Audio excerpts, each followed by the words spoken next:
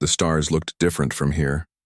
Dr. Minho pressed his face against the thick glass window of the research ship Harmony and watched the giant planet Kepler 442b spin slowly below them. The planet was huge, maybe 10 times bigger than Earth, and covered in thick orange clouds that moved like angry storms. "Still nothing on the scanners, Doctor," said Jiwon from her seat at the computer.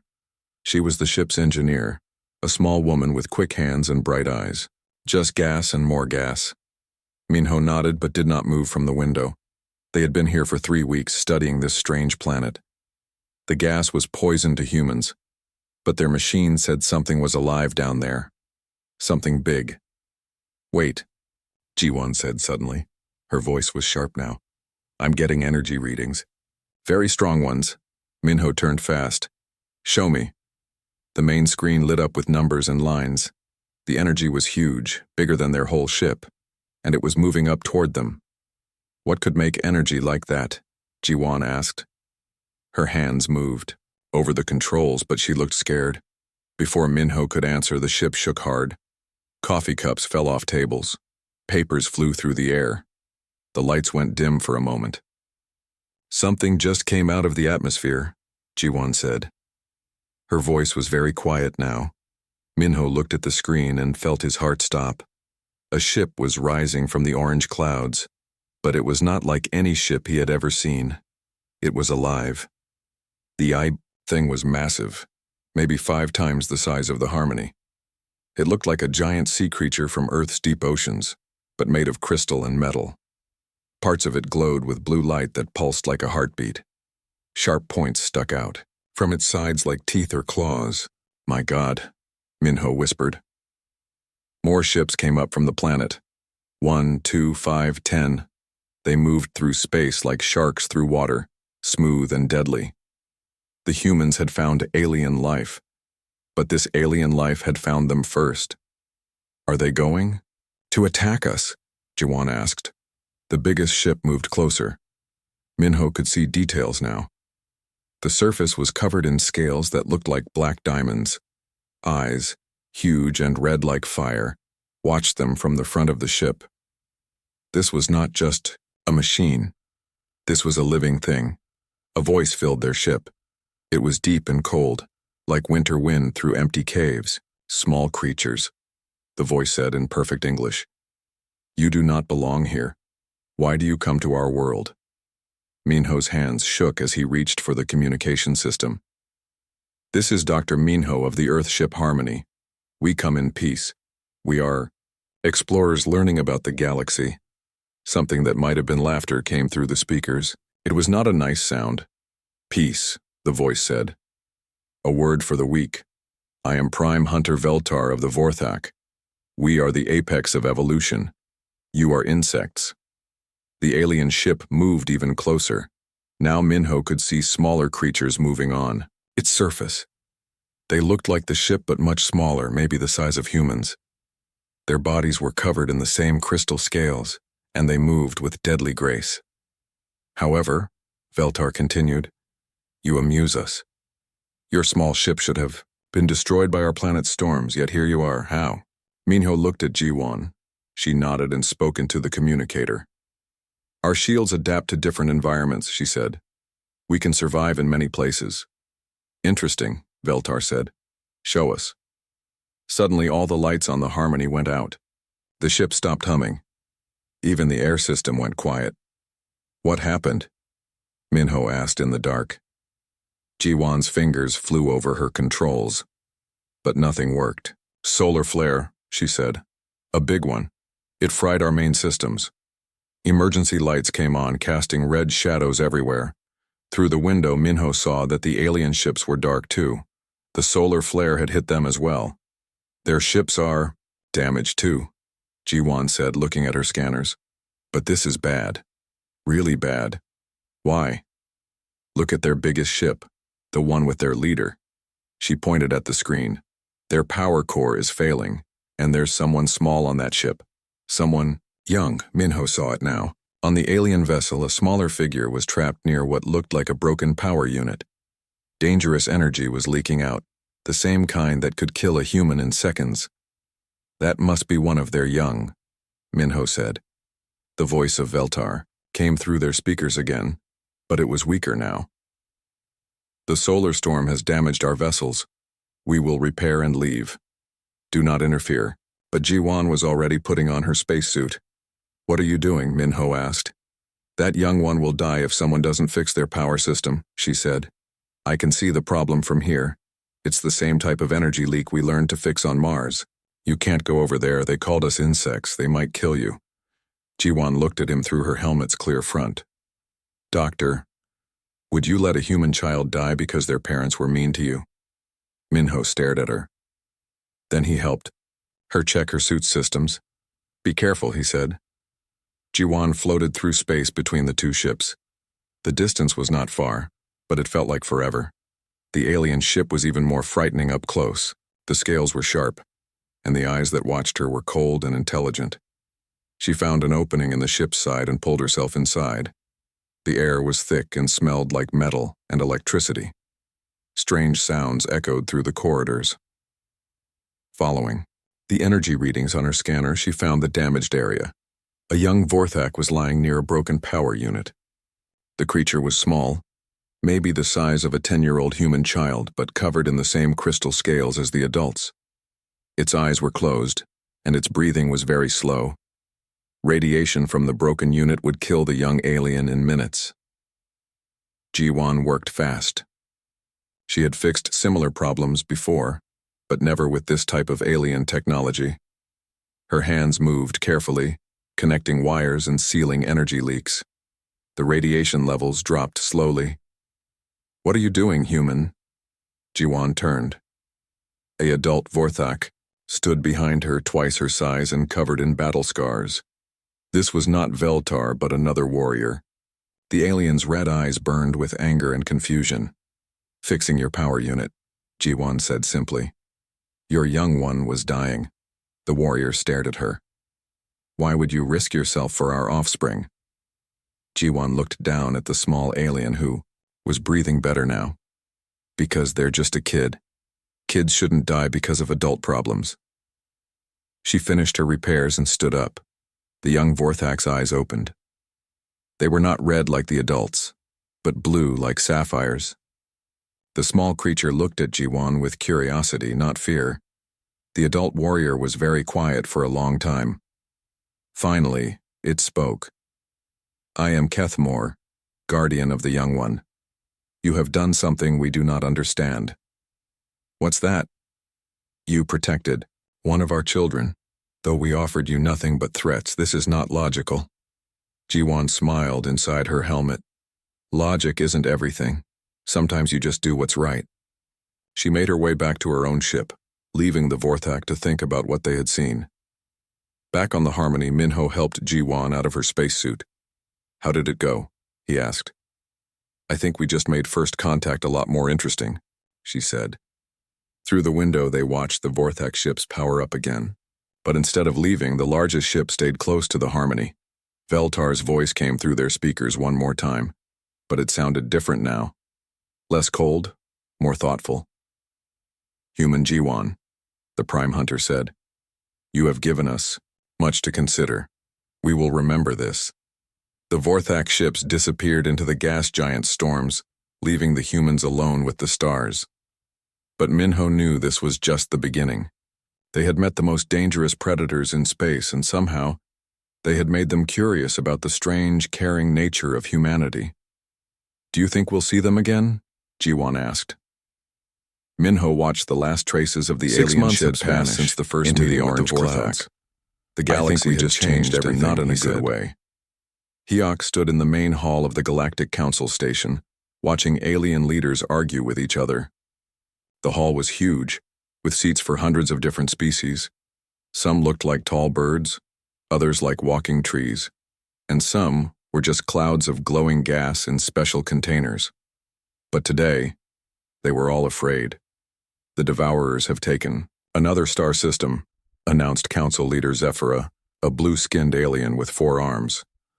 The Centauri colonies are gone, 3 billion lives, consumed in less than a day. The hall filled with worried voices in dozens of languages. Hayek listened to the translator in his ear, turned the alien words into English. Fear sounded the same in every language. "How many systems have we lost now?" asked Ambassador Thornwick, who looked like a giant flower with eyes. 17, Zafira said, "and they're moving toward the core worlds. Our military forces cannot stop them." Hayek had seen the reports. The Devourers were like nothing the galaxy had ever faced. They were not one species but thousands, all controlled by a single mind. They moved from planet to planet like locusts, eating everything alive and leaving dead worlds behind. The worst part was how they fought. They did not use ships or weapons like normal species. They were the ships and weapons. Living creatures the size of moons that could travel faster than light and shoot energy beams that could crack planets. "What about the Vorthak?" asked a small, mouse-like alien. "They are the strongest fighters in the galaxy. Surely they could help us." Zephyra's 4 hands moved in what Hyok had learned was a sign of hopelessness. "We have asked. Prime Hunter Veltar refuses to risk his people in what he calls a war of the weak against the inevitable." Hyok stood up. As the only human representative, he felt very small among these aliens. But he had an idea. "May I speak?" he asked. The hall went quiet. Most of these aliens had never seen a human before. Earth was still new to the Galactic Council. "You may speak, Ambassador Hayek," Zephyra said. "I have met the Vorthak," Hayek said. 6 months ago my people made contact with them. I think I know why they will not help." "Please explain." Hayek walked to the center of the hall. "The Vorthak believe in strength above all else. They think the rest of us are weak. They will not fight for people they see as inferior." "Then we are doomed," said Thornwick. "Maybe not," Hyok said. "But we need to prove we are not weak. We need to show them something they have never seen before." "What could we possibly show? The apex predators of the galaxy?" Zephyra asked. Hyok smiled. "Trust." 3 days later, Hyok's small ship arrived at the Vorthak home system. The planets here were nothing like Earth. They were dark worlds with storms that could tear apart. Mountains. Perfect homes for the most dangerous hunters in space. The Vorthak fleet surrounded his ship immediately. Hundreds of the crystal-scaled living vessels moved through space like a school of deadly fish. Hayek's ship was so small compared to them that he felt like a mouse surrounded by tigers. "Human diplomat," came the deep voice of Veltar. "Why do you come to our domain?" "To make a deal, Prime Hunter," Hayek said into his communicator. Something like laughter echoed through the speakers. "You wish to bargain with us? What could your weak species possibly offer the Vorthak?" A chance to see something new. The laughter stopped. "Explain. You think we are weak because we care about others. You think caring makes us inferior. But what if you are wrong?" "I am never wrong, human." "Then prove it," Hayek said. "Give us a test. Let us show you what human strength really looks like." The communication channel went quiet for a long time. Hyok waited, his heart beating fast. Finally, Veltar spoke again. "You interest me, small diplomat. Very well. Come aboard my vessel. We will discuss your test." Hyok's ship was pulled into the belly of the massive Vorthak command vessel. Walking through its corridors, he felt like he was inside a living creature. The walls pulsed with blue light, and he could hear something like a heartbeat echoing through the ship. Veltar waited for him in a large chamber. The Prime Hunter was even more impressive in person. Fräulein, times the height of a human, covered in black crystal scales that looked harder than steel. His red eyes burned like fire, and when he moved, Hayek could see the deadly grace of a perfect predator. "Speak your proposal, human," Veltar said. "The Devourers are coming for all of us," Hayek said. "Even you. They will not stop until everything in the galaxy is dead." "Perhaps, but that is not our concern. We are strong. We will survive." "Maybe you will, but what about your young?" Veltar's eyes grew brighter, more dangerous.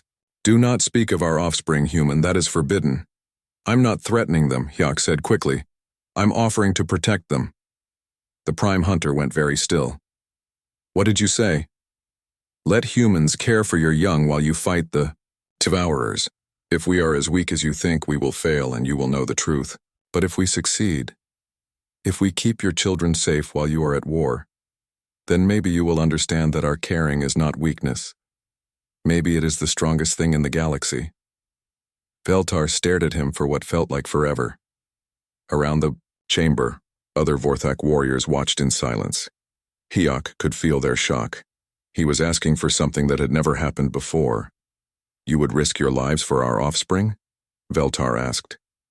Young who are not your own species? Yes. Why? Hyok thought about his answer carefully. Because they are children, and children deserve to be safe. Another long silence. Then Veltar moved closer. His massive form towered over the small human. If we accept this bargain, the Prime Hunter said, and your people fail to protect our young, we will hunt down every human in the galaxy and destroy them. Hyok felt sweat on his forehead, but his voice stayed steady. And if we succeed? Then the Vorthak will fight alongside humanity against the Devourers. We will be your shield and your sword. Deal. Veltar's scaled head tilted to one side. You agree very quickly for such a dangerous bargain. Because I know my people, Hyok said. We will not let your children come to harm.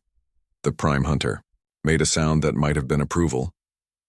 Very well, but understand this, human. Our young are not like your young. They are the children of apex predators.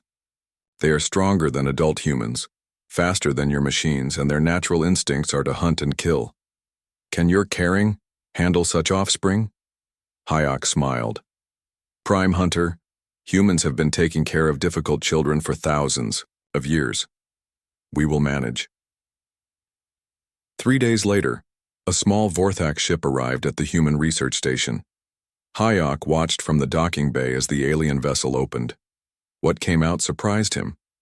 The young Vorthak were smaller than the adults, maybe the size of human teenagers, but they moved with the same deadly grace. Their crystal scales were brighter, more colorful than their parents, and their eyes were not red like the adults, but blue and green and purple like jewels. There were 12 of them, and they looked around the human station with curiosity instead of the cold arrogance of their elders. The human who stepped forward to greet them was Soman, a teacher from Earth who had volunteered for this impossible job. She was small and gentle, with kind eyes and a warm smile. Welcome, she said to the young aliens. I am Soman. I will take care of you while your parents are away. The largest of the young Vorthak, one with golden scales, looked down at her. You are very small, it said in a voice like breaking glass.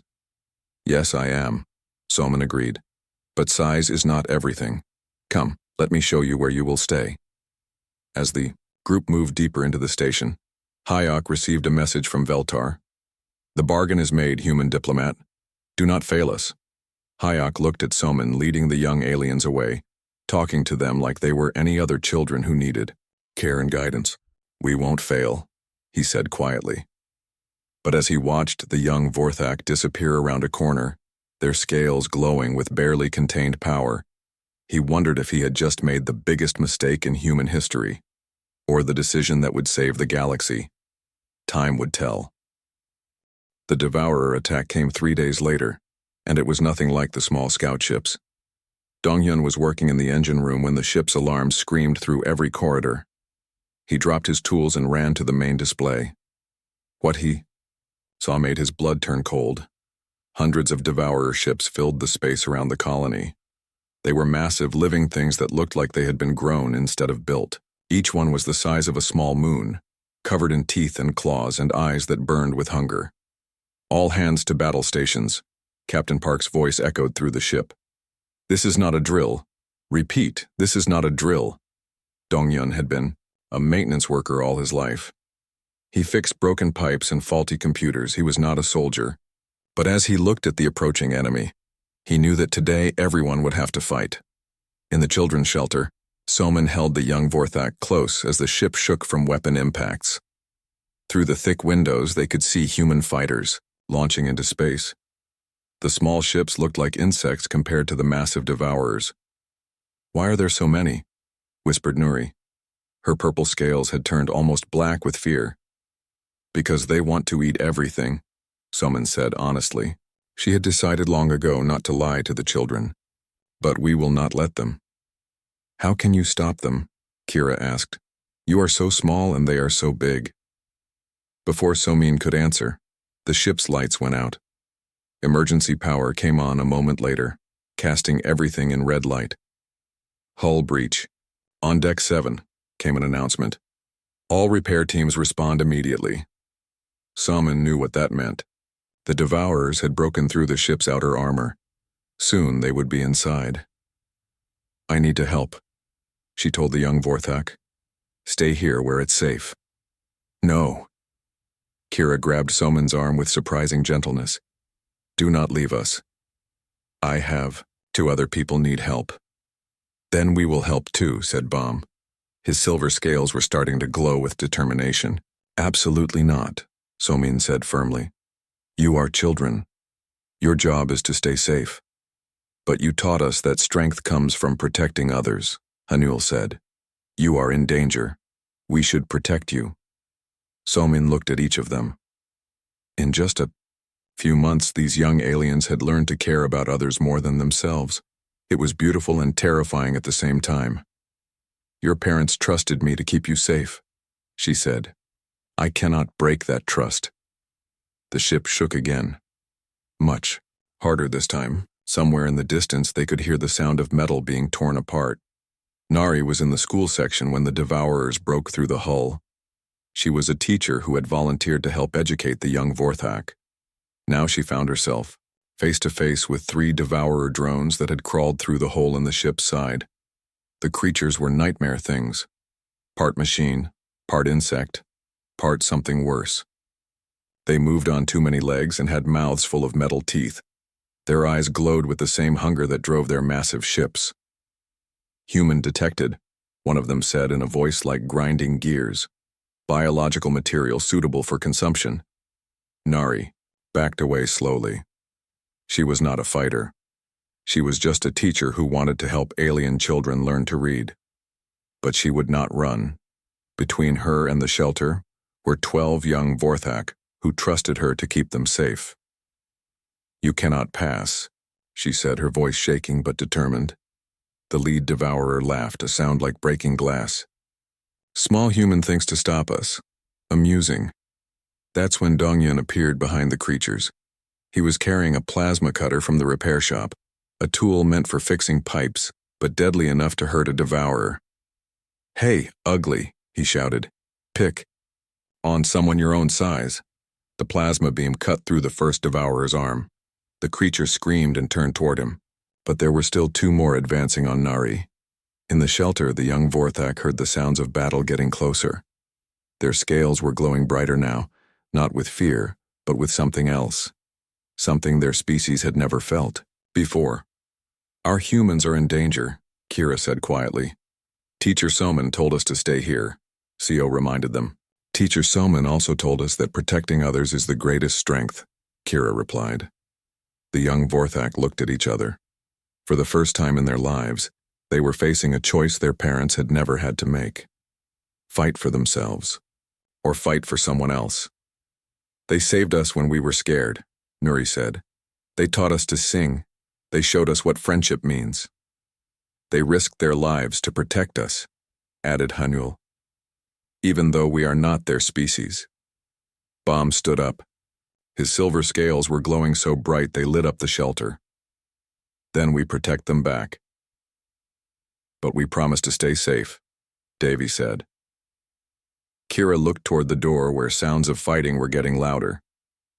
Sometimes keeping one promise means breaking another. Teacher Somin taught us that too. The young Vorthak made their decision. They left the shelter. Nari was on the ground, trying to crawl away from the remaining Devourer drones. Dongyun was fighting bravely, but he was just one human against alien killing machines. He would not last much longer. The Devourer closest to Nari raised its clawed arm to strike. That's when 12 young Vorthak appeared in the corridor. They did not roar or threaten like their parents would have. Instead, they simply placed themselves between the Devourers and the humans. You will not hurt our family, Kira said in her glass crystal voice. The devourers stopped, confused. They had expected to find human children, easy prey. Instead, they faced the offspring of the most dangerous species in the galaxy. Vorthak young, the lead devourer said. Why do you protect the humans? They are not your pack. Yes, they are, Nuri said simply. Her purple scales blazed with light. They chose to be. The young Vorthak attacked together, but not like wild animals. They moved with coordination and purpose, using tactics Soman had taught them through games and stories. They protected each other, covered each other's weaknesses, and fought not with rage but with love. Their crystal scales became weapons that could cut through devourer armor. Their energy blasts, once uncontrolled bursts of emotion, now struck, with surgical precision. They were everything their parents were, fast, strong, deadly, but they were also something their parents had never been. They were protectors. The battle was over in minutes. The devourer drones lay broken in the corridor. The young Vorthak stood over their human friends, scales glowing with protective light. Are you hurt? Kira asked, helping Nari to her feet. I'm fine, Nari said, staring at the young aliens in amazement. But you shouldn't have left the shelter. You could have been killed. So could you, Hanul said. That was not acceptable. Through the ship's communication system came a new voice, deep, cold, and familiar. This is Prime Hunter Veltar of the Vorthak fleet. We have come to retrieve our young. Through the windows, they could see the adult Vorthak ships arriving. The living vessels moved through space like avenging angels, their crystal scales blazing with warlight. They struck the Devourer fleet, with devastating precision. But Veltar's ship came directly to the human colony.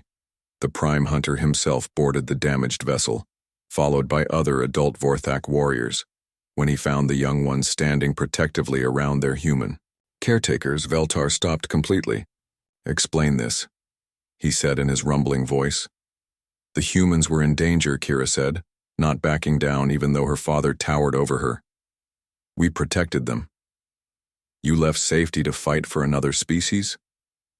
Yes. Veltar looked at the destroyed Devourer drones, then at his offspring, then at the humans who were standing just as protectively around the young Vorthak. You risked your lives for aliens, he said slowly. They are not aliens, Nuri said firmly. They are family. For a long moment, no one spoke. Then Veltar did something no one expected. He knelt down to look at the young Vorthak at eye level. Tell me about family, he said. The young ones looked at each other, then at their human friends. Family means you take care of each other, Kira said. Even when it's dangerous.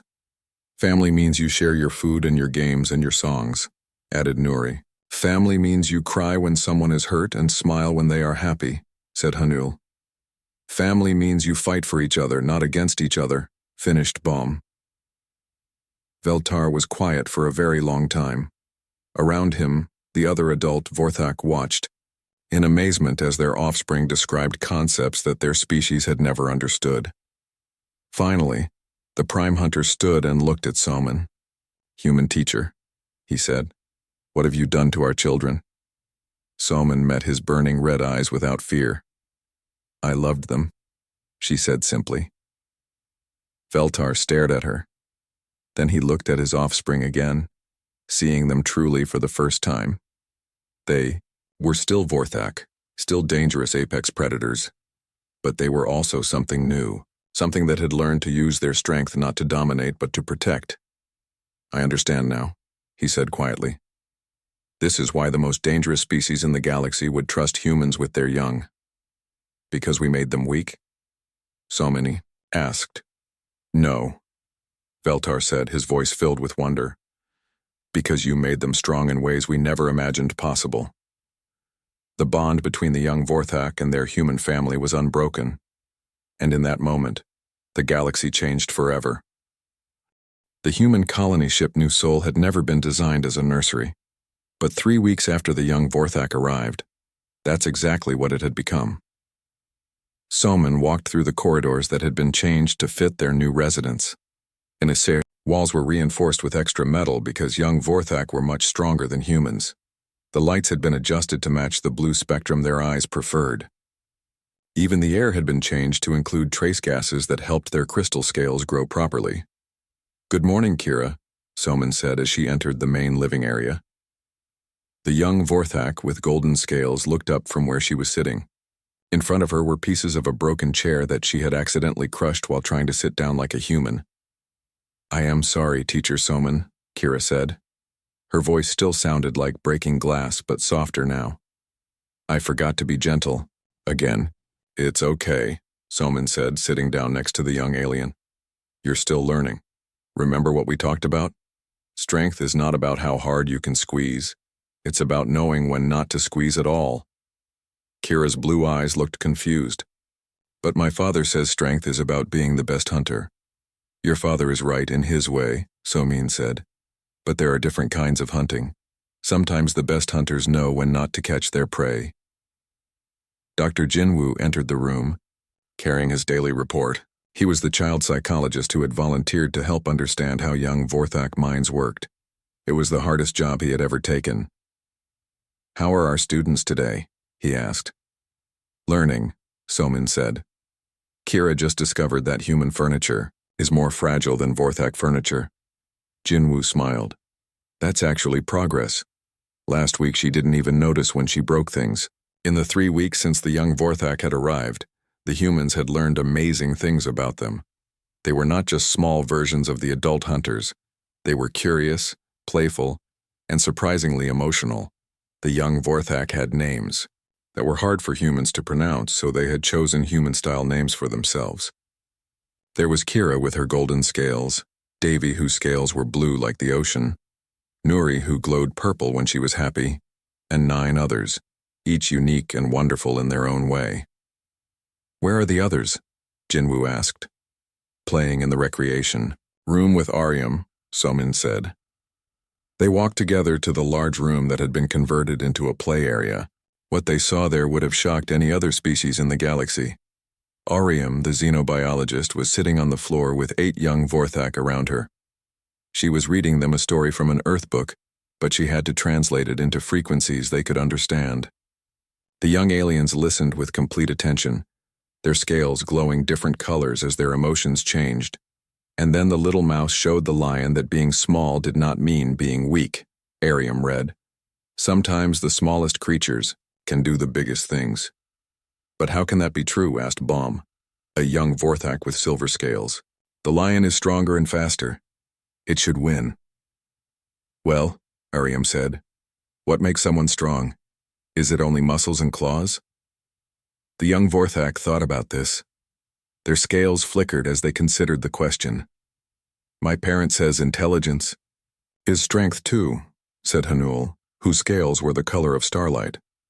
"That's right," Aryam said. "And what about kindness, or patience, or knowing how to make friends?" "Friends?" Kira had joined the group.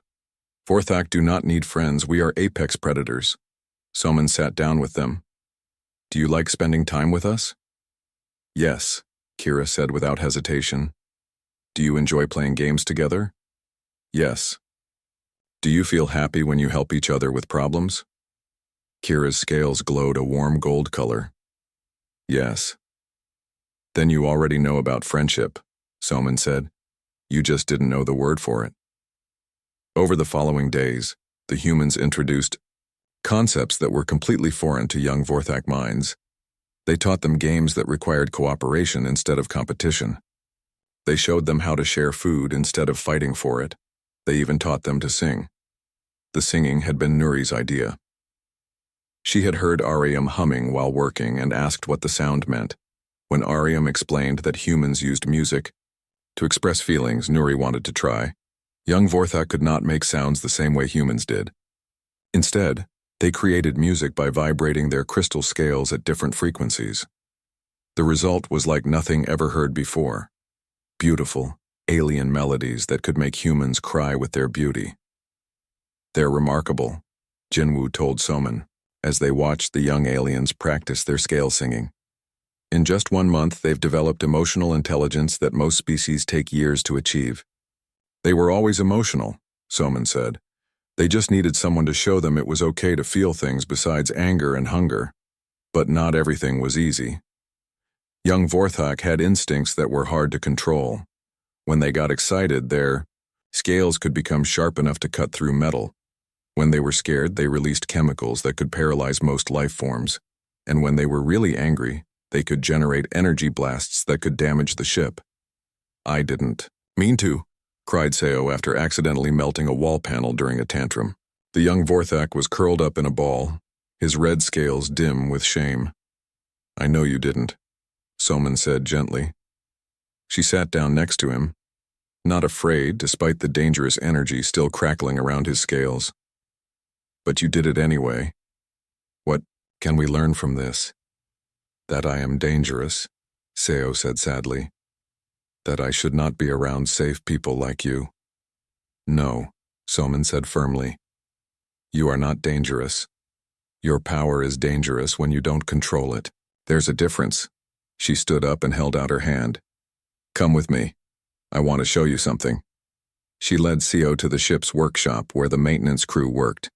The room was full of tools that could cut through the strongest metals, welders that burned hotter than stars, and machines that could crush steel. Are these tools dangerous? Someone asked. Seo looked around. Yes, very dangerous. Then why do we keep them? Because they are useful when used correctly. Exactly. Your power is like these tools. Dangerous if used wrong, but amazing when used right. We just need to teach you how to use it correctly. From that day forward, the humans worked with each young Vorthak to understand and control their abilities. They created safe training areas where the aliens could practice using their powers without hurting anyone. They taught meditation techniques to help control emotions. They even developed games that let the young Vorthak use their natural hunting instincts in positive ways. The breakthrough came when the first Devourer scouts appeared. The alarm sounded throughout the ship. Red lights flashed in every corridor. Human crew members ran to their emergency stations. 3 Devourer ships approaching, announced Captain Park over the communication system. All personnel to protective positions. Soman gathered the young Vorthak in the reinforced shelter that had been built for them. They were scared. She could tell by the way their scales had turned dark colors and pressed flat against their bodies. What's happening? Kira asked. Some bad creatures are coming, Soman said. But don't worry. The grown-ups will protect you. Through the shelter's thick windows, they could see the Devourer ships. They looked like giant insects made of black metal and flesh. Energy weapons charged along their sides, ready to tear the human ship apart. We should fight, Baum said. His scales were starting to glow with anger. We are Vorthak. We do not hide. You are young Vorthak, Soman said, and young ones of any species should be kept safe. But you are in danger because of us, Nuri said. Her purple scales were flickering with worry. If we were not here, you could run away. Soman looked at each of the young aliens. In their jewel-bright eyes, she saw something that would have amazed their parents. She saw love, not just for each other, but for the humans who had cared for them. Listen to me, she said. We are not protecting you because we have to. We are protecting you because we want to. Because you matter to us. Even though we are not human? Hanul asked. Especially because you are not human, Somin said. You are something new and wonderful. You are the future of what different species can become when they care about each other. Outside, the battle began. Human fighters launched from the ship to face the Devourer scouts. Energy beams lit up the darkness of space. The ship shook as weapons hit its shields. But inside the shelter, something more important was happening. Young Vorthak, who had been raised by humans, were learning that love was not weakness. They were discovering that protecting others was the greatest strength of all. Teacher Somin, Kira said quietly, when we grow up, will we be like our parents? Will we be hunters who care only about strength? Somin smiled even as explosions echoed through the ship. You'll be whatever you choose to be, she said. But I think you're already becoming something your parents never imagined. You're becoming something new. The young Vorthak looked at each other. their scales glowing with new understanding. They were still children of the most dangerous predators in the galaxy, but they were also something else now. They were children who had learned to love. 1 year later, the war against the Devourers was over. The combined human Vorthak fleet had not just defeated the ancient enemy, they had completely destroyed them. Every Devourer ship was gone. Every world they had consumed was being restored, and the galaxy was safe for the first time in 1,000 years. But the real victory was not won in space battles. It was won in the hearts of children. Dr. Minho, now much older and wiser, stood in the main hall of the new Interspecies Academy on Earth. Through the large windows, he could see something that would have been impossible just 2 years ago. Human, children and young Vorthak played together in the garden outside. They ran and laughed and shared games that neither species could have imagined alone. The young aliens' scales glowed with happiness as they chased human friends around trees, while human children rode on the backs of their Vorthak siblings like they were magical crystal horses. "Amazing, isn't it?" said a voice behind him. Minho turned to see Soman approaching. She was no longer just a teacher. She had become the director of interspecies child development, the most important job in the new galaxy. "I never thought I would see anything like this," Minho admitted. "When we first met the Vorthak, I thought they would either ignore us or destroy us. Instead, they adopted us," Soman said with a smile. It was true. After the war, the adult Vorthak had made an unprecedented decision. They wanted to learn the human way of raising children, not because their own way was wrong, but because they had seen what amazing things could happen when strength was combined with love. "How many mixed families do we have now?" Minho asked. "Over 3,000, Somin said, "and more every month. Some are human families who have adopted young Vorthak. Others are adult Vorthak who have taken human children under their protection. All of them are learning from each other." Through the window, they watched Kira helping a small human boy reach a ball that had gotten stuck in a tree. The young Vorthak, now almost fully grown, used her natural abilities to climb the tree easily. But instead of just grabbing the ball, she showed the boy how to climb up himself, staying close to make sure he didn't fall. "She could have just gotten it for him," Minho observed. "But then he wouldn't have learned," Soman said. "That's what makes this partnership so special. The Vorthak are learning that true strength means helping others become strong too." In another part of the garden, they could see Nuri sitting with a group of mixed children. Her scales glowed in complex patterns as she told them a story, not in words, but in light and color. The human children watched in wonder while the young Vorthak responded with their own light patterns, creating a conversation of pure beauty. "What story is she telling?" Minho asked. "The story of how two very different species learned to become one family," Soman said.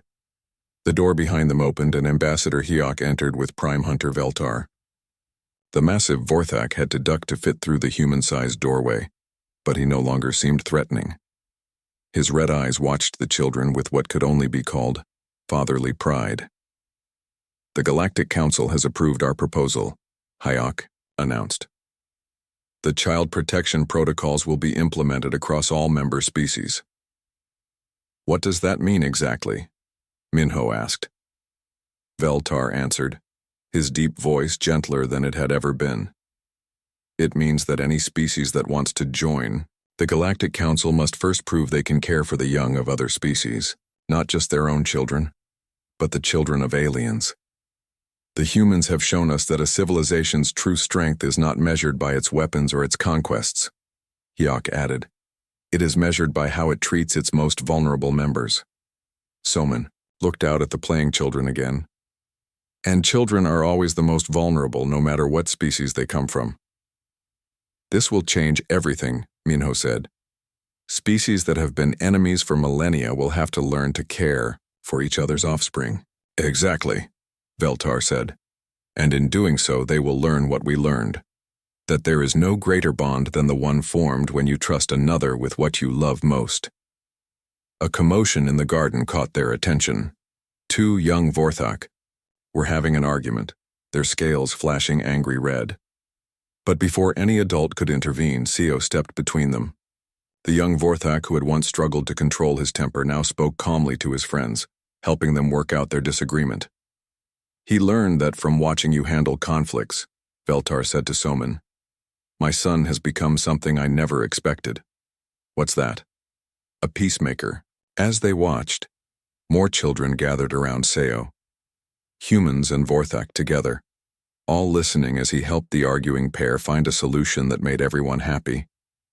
His scales glowed with gentle blue light, the same color they had learned meant kindness and understanding. The council wants to expand the program, Hayek said. They want to create exchange programs between all species, children spending time with alien families, learning different ways of life. Are you sure the galaxy is ready for that? Minho asked. Look outside, Somin said. The galaxy is already changing. She was right. In just 1 year, everything had transformed.